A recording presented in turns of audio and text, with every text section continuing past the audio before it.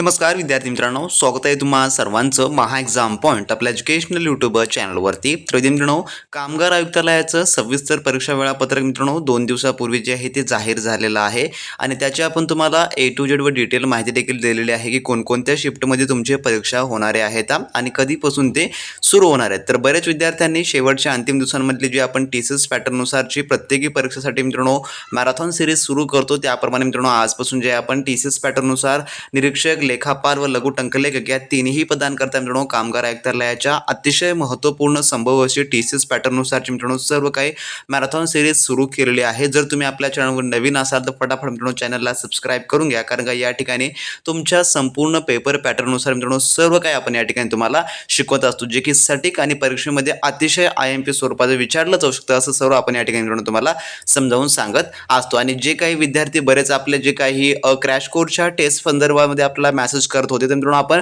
Crash कोर्सची आपली taste सिरीजची बॅच देखील आपल्या ॲपमध्ये लाईव्ह केलेली आहे, जे की पहिल्या 10 विद्यार्थ्यांना चांगल्या प्रकारचा डिस्काउंट देखील मित्रांनो आपण त्या ठिकाणी ठेवलेला आहे. अन्यथा त्यानंतर मित्रांनो जे आहे नंतर प्राइस वाढू शकते. त्यामुळे जर तुम्हाला ही आयुक्तालयाची निरीक्षक या पदाकरता किंवा लेखापाल किंवा लघु टंकलेखक या पदावरची परीक्षा तुम्हाला 100% जर आत्मविश्वासानं क्रॅक करायचं तर मित्रांनो लगेचच्या लगेच आपली टेस्ट सिरीजची बॅच इनरोल करून घ्या, कारण का त्यामध्ये टीसीएस पॅटर्ननुसार आपण सर्व काही इन्क्लूड केलेलं आहे. तर त्याचे देखील आता वेट संपलेला आहे ना, जी आपले व्हिडिओ आहे टॉपिकनुसार जे रेग्युलरली तुम्हाला देखील आता पाहायला मिळणारे असतील. तर आजच्या व्हिडिओमध्ये मित्रांनो जे आहे सामान्य ज्ञानांचे IMP स्वरूपाचे काही प्रश्न आपण या ठिकाणी पाहणार आहोत. तर व्हिडिओला शेवटपर्यंत आणि काळजीपूर्वक पहा. कोणताही प्रश्न यामधला तुम्ही जे मित्रांनो मिस करू नका, कारण का टीसीएस जे आहे सेम या प्रकारचे प्रश्न जे आहे जे की विचारत असतं. तर प्रश्न क्रमांक पहिला या ठिकाणी काय म्हणतो पहा. महाराष्ट्रात राष्ट्रकूट राजवंशाची सत्ता खालीलपैकी कोणी पहिल्यांदा स्थापन केली? तर जे राष्ट्रकूट राजवंश होता त्याची सत्ता कोणी स्थापन केली पहिल्यांदा, असा प्रश्न आहे. तर याचं उत्तर आहे पर्याय नंबर जे की 2 दंती दुर्ग जे यांनी जे आहे पहिल्यांदा स्थापन केलेली आहे. जो राष्ट्रकूट राजवंशाचा जो मूळ संस्थापक होता जो की दंती दुर्ग हा होता, ज्याला दंती वर्मन हा देखील असं म्हणत होते. त्या दंतीदुर्ग हा होता. त्याने इसवी सन 753च्या सुमारास चालुक्य राजा कीर्तिवर्मन दुसरा याचा पराभव करून आपली स्वातंत्र्य सत्ता स्थापन केली. त्याने आधुनिक महाराष्ट्रातील एलोरा म्हणजे की जे वेरूळ जे आहे ना, आणि नंतर मानखेड ज्याला आपण मालखेड असं म्हणतो त्याला मानखेड असं म्हणत होते. तर मालखेड येथे आपली राजधानी जी आहे ती स्थापन केलेली होती. तर पर्याय नंबर 2 याचं उत्तर होईल.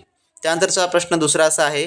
खालीलपैकी कोणत्या वाकाटक राजाच्या मृत्यूनंतर वाकाटक साम्राज्याचं विभाजन जे की झाले? तर यापैकी तर याचं उत्तर आहे ऑप्शन नंबर 4 जे की प्रवरसेन पहिला हे जे आहे थोडक्यामध्ये आहे. तर सांगायचं झालं तर वाकाटक वंशाचा जो सर्वात शक्तिशाली राजा जो की प्रवरसेन पहिला याच्या मृत्यूनंतर, याचा मृत्यू कधी झाला तर सुमारे इसवी सन 330 मध्ये झाला होता. तर वाकाटक साम्राज्याने 2 प्रमुख शाखांमध्ये विभाजन झालं, ज्यामध्ये पहिली कोणतं होतं? पहिली होती प्रधान शाख्या. कोणती होती पहिली? 1 नंबरची जी की प्रधान शाख्या होती, ज्याची सुरुवात प्रवरसेनचा मोठा मुलगा गौतमीपुत्र याच्या वंशाकडून झाली. आणि जी दुसरी होती ती होती वस्त्रगुल्म शाखा. कोणतं? तर वस्त्रगुल्म शाखा ही होती, तर ज्याची स्थापना प्रवरसेनचा लहान मुलगा सर्वसेन यांनी जी आहे ती केली. तर वस्त्रगुल्म म्हणजे काय? जे की आजचे वाशिम, जे आजचं वाशिम आहे का ते आहे थोडक्यामध्ये. या ठिकाणी लक्षात ठेवून घ्या. पर्याय नंबर 4 हे याचं उत्तर होईल. तर टीसीएस तुम्हाला अशा प्रकारचेच मित्रांनो जे काही प्रश्न असतात ते विचारत असते, त्यामुळे जास्त पण हलक्यावर टीसीएसला तुम्ही घेऊ नका.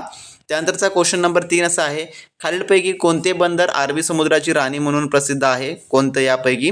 तर याचं उत्तर आहे पर्याय नंबर 4 जे की कोची बंदर हे जे आहे थोडक्यामध्ये प्रसिद्ध आहे. तर केरळमधील कोची बंदराला प्राचीन काळापासून अरबी समुद्राची राणी म्हणून ओळखलं जातं. 14व्या शतकापासून हे बंदर जागतिक स्तरावर मसाल्याचा व्यापाराचे जे की प्रमुख केंद्र होते. त्यानंतरचा पुढचा प्रश्न असा आहे क्वेश्चन नंबर 4 आपला.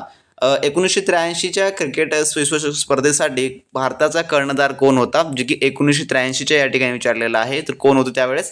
जे की कपिल देव हे जे आहे थोडक्यामध्ये होते. पर्याय नंबर 4 हे त्याचं उत्तर जे की होणार असेल. त्यानंतरचा प्रश्न पुढचा असा आहे 5वा. खालीलपैकी गीता रहस्य या पुस्तकाचे लेखक कोण आहेत? तर गीता रहस्य तर याचं उत्तर आहे पर्याय नंबर 1 जे की बाळ गंगाधर टिळक हे जे आहे थोडक्यामध्ये आहे, ज्यांना आपण लोकमान्य टिळक असं देखील म्हणतो. तर लोकमान्य बाळ गंगाधर टिळक यांनी जे काही मंडेलच्या तुरुंगामध्ये असताना गीता रहस्य, ज्याला कर्मयोगशास्त्र असं म्हणतात, हा अजरामर ग्रंथ लिहिला. या ग्रंथातून त्याने जे काही भगवद्गीतेमधील कर्मयोगाची सुंदर अशी मांडणी जी आहे ती केलेली होती. म्हणून पर्याय नंबर 1 याचं उत्तर होईल. त्यानंतर आपला 6वा प्रश्न, नांदूर मध्यमेश्वर बाबत खालीलपैकी कोणते विधान सत्य आहे? तर नांदूर मध्यमेश्वर बाबत तर यापैकी 2 विधानं आहेत. तर या ठिकाणी पहिलं विधान म्हणतं पहा, महाराष्ट्राच्या नाशिक जिल्ह्यातील निफाड तालुक्यातील हा एक प्रचंड जलाशय आहे. आणि दुसरा आहे, हा गोदावरी आणि कांदवा नद्यांच्या संगमावर आहे. तर यापैकी कोणतं या ठिकाणचं विधान जे की सत्य आहे? तर यात जे उत्तर होईल पर्याय नंबर 1 होईल. 1 आणि 2 हे दोन्ही विधाने जे की सत्य आहेत, म्हणून पर्याय नंबर 1 हे जे आहे याचं उत्तर होणारं असेल.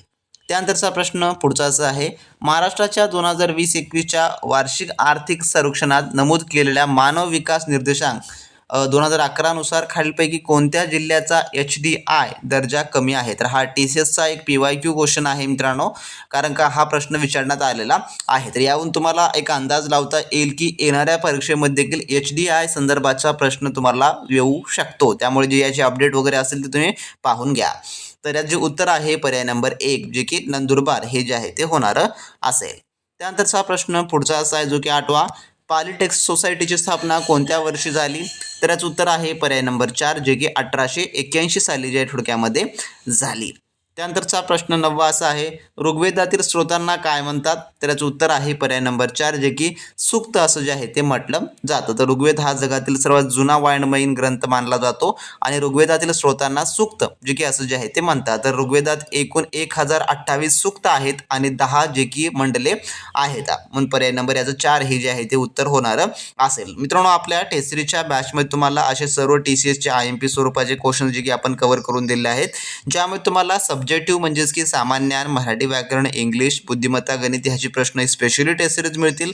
आणि त्यानंतर जे कायदे आहेत तर स्पेशली कायद्यावर आधारित म्हणून तुम्हाला टोटली 3000 प्लसचे प्रश्न त्या ठिकाणी सोडवण्यासाठी मिळत आहेत. आणि रेग्युलरली आपण त्यामध्ये सर्व टॉपिक वाईजचे टेस्ट सिरीज देखील त्यामध्ये तुम्हाला ॲड करून देत आहोत, जे की परीक्षेपूर्व तुम्हाला सर्वांसाठी अतिशय जे की महत्त्वपूर्ण असणारे असतील. आणि प्रथम 10 विद्यार्थ्यांना देखील मित्रांनो आपण भारी डिस्काउंटमध्ये संपूर्ण आपण टेस्ट सिरीजची बॅच जी आहे ती रिलीज केलेली आहे, जे की फक्त आणि फक्त या अंतिम दिवसांसाठीच मित्रांनो ती जी आहे जी की वापरली जाणार असेल. तुम्ही आतापर्यंत कितीही अभ्यास केला असाल, कितीही मित्रांनो तुम्ही पुस्तके वाचला असाल, परंतु मित्रांनो हे TCS नुसारचे जेवढे काही तुम्ही प्रश्नांचा एक बार मित्रांनो जरी सराव करून घेतला तर 100% मित्रांनो तुमचा कॉन्फिडन्स लेवल हा बूस्ट जो की होणारा असेल. ज्यांना कॉन्फिडन्शियल पद्धतीने ही एक्झाम क्रॅक करायची आहे त्यांनी लगेचच्या लगेच आपली टेस्ट सिरीजची बॅच एनरोल करून घ्या. त्या ठिकाणची सर्व टेस्ट सोडवा आणि जे टेस्ट आपण ॲड करत आहोत त्या ठिकाणी ते देखील तुम्ही मित्रांनो टेस्ट सोडत चला रेग्युलरली आणि स्वतःहून स्वतःचा अभ्यास अनालिसिस करत चला की तुमचा अभ्यास किती पट हा मित्रांनो जो की इम्प्रूव्ह होत आहे. आणि कायद्यांविषयीची देखील आपण संपूर्ण सुस्पष्टीकरणासोबत त्या ठिकाणी माहिती तुम्हाला दिलेली आहे, जेणेकरून कोणत्याही कायद्यावरचा प्रश्न हा एकही मिस होणार नसेल. ज्यामध्ये तुम्हाला जे की 40 प्रश्न 80 गुणाचे असतील तर 80 पैकी 80 गुणाचे आपण त्या ठिकाणी तयारी होईल असे सर्व काही IMP स्वरूपाचे प्रश्न कव्हर केलेले आहेत. इतरत्र कोणतेही त्यामध्ये एक्स्ट्रा जे क्वेश्चन टाकलेले नाहीत, जे परीक्षा दृष्टिकोनातून IMP आहे तेच असे आपण प्रश्न जे आहे त्यामध्ये मांडलेले आहेत. त्यामुळे ही बॅच अतिशय उत्तम आहे मित्रांनो, तुमच्यासाठी लगेचच्या लगेच जॉईन करून घ्या आणि चांगल्या उत्तम तयारीला लागा मित्रांनो. त्यानंतरचा 10वा प्रश्न असा आहे, खालीलपैकी शहरी स्थानिक स्वराज्य संस्था कोणती आहे यापैकी? तर या ठिकाणी शहरी म्हटलेलं आहे, पर्याय नंबर 1 होईल. नगर परिषद हे जे आहे याचं उत्तर होईल मित्रांनो. त्यानंतरचा क्वेश्चन नंबर 11वा असा आहे, जगातील सर्वात लांब महामार्ग बोगदा अटल बोगदा जो मनालीला लोहपोल स्पिती दरीशी जोडतो त्याची लांबी किती आहे? तर याचं उत्तर आहे पर्याय नंबर जे की 4 9.2 किलोमीटर एवढं, म्हणजे की 9 किलोमीटर जे की होणार असेल. पर्याय नंबर 4 हे याचं उत्तर होईल. त्यानंतरचा प्रश्न पुढचा असा आहे, खालीलपैकी कोणत्या प्रकारच्या जंगलात टुसॉ गवत वाढतो? जे की टुसॉ गवत. तर याचं उत्तर आहे पर्याय नंबर 3 जे की उष्णकटिबंधीय काटेरी जंगले यामध्ये वाढतो. त्यानंतरचा प्रश्न 13वा, खालीलपैकी कोणता नॉन टॉक्सिक वायू आहे जे की आपण त्याला अविष असं म्हणतो? तर नॉन टॉक्सिक. तर याचं उत्तर आहे पर्याय नंबर 3 जे की कार्बन डायऑक्साईड हे जे आहे थोडक्यामध्ये आहे. त्यानंतरचा पुढचा प्रश्न, शाळा या पुस्तकाचे लेखक कोण आहेत? शाळा.